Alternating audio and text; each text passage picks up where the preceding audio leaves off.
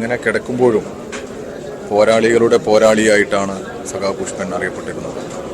എല്ലാ കാര്യങ്ങളെക്കുറിച്ചും നമ്മുടെ സമൂഹത്തിൽ നടക്കുന്ന എല്ലാ ചലനങ്ങളെക്കുറിച്ചും വളരെ കൃത്യമായ ധാരണയുള്ള സഖാവായിരുന്നു സഖാവ് പുഷ്പൻ.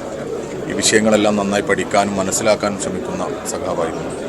ആ സഖാവ് എല്ലാ കാലത്തും പുരോഗമന ആശയഗതിക്കാർക്ക് ഊർജമായിരിക്കും, കരുത്തായിരിക്കും.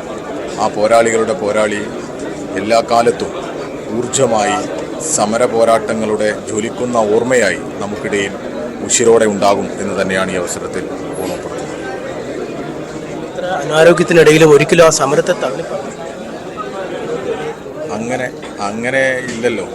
കാരണം ഏറ്റവും ഐതിഹാസികമായ ഒരു സമര പോരാട്ടത്തെ ബോധപൂർവമായി ഇല്ലാതെയാക്കാൻ, തകർക്കാൻ, സമരത്തെ തകർത്ത് സമര പോരാളികളെ വകവരുത്താനായിരുന്നല്ലോ ബോധപൂർവം ശ്രമിച്ചത്. അതിനുവേണ്ടിയല്ലേ കേരളത്തിലെ കോൺഗ്രസിൻ്റെ പോലീസ് വെടിവെച്ചത്.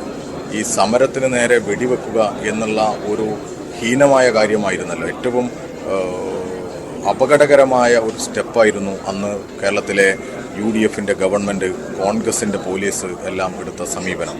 ആ പോരാളികളെ തകർക്കാൻ വെടിവെച്ച ആ സമരത്തിൻ്റെ ഓർമ്മകൾ നമ്മുടെ മുമ്പിലുണ്ട്.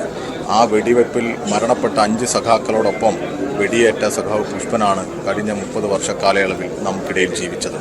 ആ ജീവിത കാലയളവിലെല്ലാം അദ്ദേഹം വിശ്വസിച്ച പ്രസ്ഥാനത്തിന് കരുത്തു പകരുന്നതിനാവശ്യമായ ഇടപെടലുകൾക്കായിരുന്നു നേതൃത്വം കൊടുത്തുകൊണ്ടിരുന്നത്. ആ അദ്ദേഹത്തിൻ്റെ മരണവും ഈ നാടിന് നൽകുന്ന സന്ദേശം പോരാളികൾക്ക് മരണമില്ല എന്ന് തന്നെയാണ്.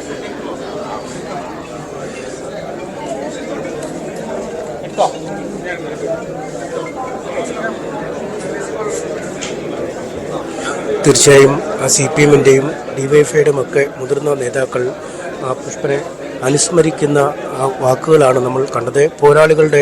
പോരാളി എന്ന രീതിയിൽ തന്നെയാണ് DYFIയുടെ സംസ്ഥാന നേതാക്കളടക്കം അദ്ദേഹത്തെ വിശേഷിപ്പിക്കുന്നത്. കാരണം ഒരു സമരത്തിൽ പങ്കെടുക്കുക, അതിനു നേരെ രൂക്ഷമായ രീതിയിൽ വെടിവെപ്പുണ്ടാവുക, മരണകാലം വരെ ശയ്യാവലംബനായി കിടക്കേണ്ടി വരിക, അത്തരമൊരു ഘട്ടത്തിലും ഈ നടന്നുപോയ വിപ്ലവത്തെ അല്ലെങ്കിൽ നടന്നുപോയ സമരത്തെ തള്ളിപ്പറയാൻ പുഷ്പൻ ഒരുങ്ങിയിട്ടില്ല എന്നാണ് CPM നേതാക്കൾ എല്ലാവരും തന്നെ ചൂണ്ടിക്കാണിക്കുന്നത്. അന്നത്തെ സർക്കാരിൻ്റെ UDF സർക്കാരിൻ്റെ നയരാഹിത്യങ്ങൾക്കെതിരായ അല്ലെങ്കിൽ വിദ്യാഭ്യാസ മേഖലയിൽ വരുത്തുന്ന പരിഷ്കരണങ്ങൾക്കെതിരായ, തെറ്റായ നയങ്ങൾക്കെതിരായ ഒരു ഉശിരൻ പോരാട്ടമായിരുന്നു ഇത് എന്ന് തന്നെയാണ് അവർ പറയുന്നത്. എന്തായാലും ഈ ആശുപത്രിയിൽ, ഈ ബേബി മെമ്മോറിയൽ ആശുപത്രിയിൽ കഴിഞ്ഞ ഏതാനും ആഴ്ചകളായി തന്നെ അദ്ദേഹം ചികിത്സയിലായിരുന്നു. അന്നത്തെ വെടിവെപ്പിൽ അദ്ദേഹത്തിൻ്റെ സുഷുമ്നാ നാഡിക്ക് കാര്യമായ തകരാർ പറ്റുകയും ആന്തരിക അവയവങ്ങൾ പോലും വളരെ ബാധിക്കുന്ന രീതിയിലുള്ള പരിക്കുകൾ പറ്റുകയും ചെയ്തിരുന്നു. പിന്നീട് ജീവിതകാലത്തുടനീളം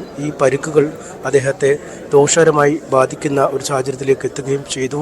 എന്തായാലും അദ്ദേഹത്തിൻ്റെ മൃതശരീരം ഇപ്പോൾ സ്വകാര്യ ആശുപത്രിയിൽ തന്നെ സൂക്ഷിച്ചിരിക്കുകയാണ്. നാളെ രാവിലെ 8 മണിയോടുകൂടി ഇവിടെ നിന്നും ഈ മൃതശരീരം പുറത്തേക്ക് കൊണ്ടുപോകും. പാർട്ടി പ്രവർത്തകർ, യുവജന സംഘടനാ പ്രവർത്തകർ എന്നിവരൊക്കെ ഇവിടെ എത്തും.